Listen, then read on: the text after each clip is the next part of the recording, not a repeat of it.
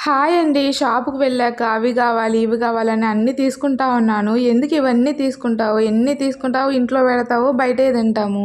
ఏమైనా కావాలంటే అని చెప్పి మా ఆయన అంటా ఉన్నాడు. సర్లే అని చెప్పి అన్నీ తీసుకున్నాను. నాకు కూడా నిజమే అనిపించింది. ప్రతి ఒక్క వస్తువు ఇంట్లో ఉంది కదా! ఇంకెందుకు మళ్ళీ ఒకసారి మనమే చేస్తే వాళ్ళకేమో ఒక్క కప్ ఇవ్వడానికే ₹50 అలా ఇవ్వాలి. అదేదో మనం చేసుకుంటే ఇంట్లో అందరం తినేయొచ్చు కదా అని చెప్పి వచ్చేసాను. మా వాడైతే ఇక్కడ పాప్కార్న్ సీడ్స్ అవి పెట్టుకొని చెయ్యి అని ఎగురుతా ఉన్నాడు. సర్లే చేస్తాలేరా అని చెప్పాను. ఇంకా మా పాప ఇంకా చేయడానికి ఇంకా ఇద్దరం వచ్చేసాము. చిన్న పాప అసలు నాకైతే బాగా హెల్ప్ చేస్తుంది. ఈ పనిలోనే కాదు, ఇంకా ఏ పని చెప్పినా కూడా బాగా హెల్ప్ చేస్తుంది మా పాప. నీట్గా కూరగాయలన్నీ కట్ చేసి ఇస్తుంది. మంచిగా హెల్ప్ చేస్తుంది నాకు.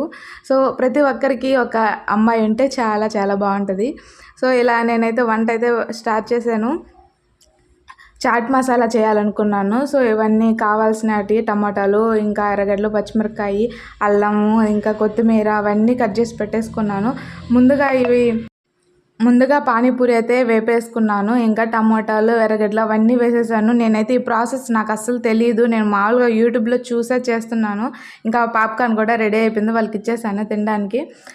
ఇంకా గుగ్గులు ముందుగా ఉడకబెట్టేసుకున్నాను క్యారెట్లు వేసి కుక్కర్లో. ఇంకా వాటిని కానీ కలిపేసాను. ఇంకా దీంట్లో అయితే చాట్ మసాలా పౌడరు, ఇంకా కారము, ధనియాల పౌడరు, గరం మసాలా, చికెన్ మసాలా అవన్నీ వేసేసాను.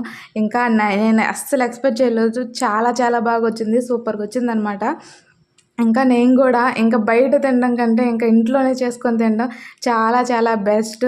ఇంకా టేస్ట్ అయితే అదిరిపోయిందనమాట. నేను అస్సలు ఎక్స్పెక్ట్ చేయలేదు ఇంత బాగా వస్తుందని. మీకు కావాలనుకుంటే ఇంకా ప్రాసెస్ చాలా స్లోగా లాంగ్ వీడియో పెడతాను. కావాలంటే కామెంట్ చేయండి. Thank you. Subscribe my channel.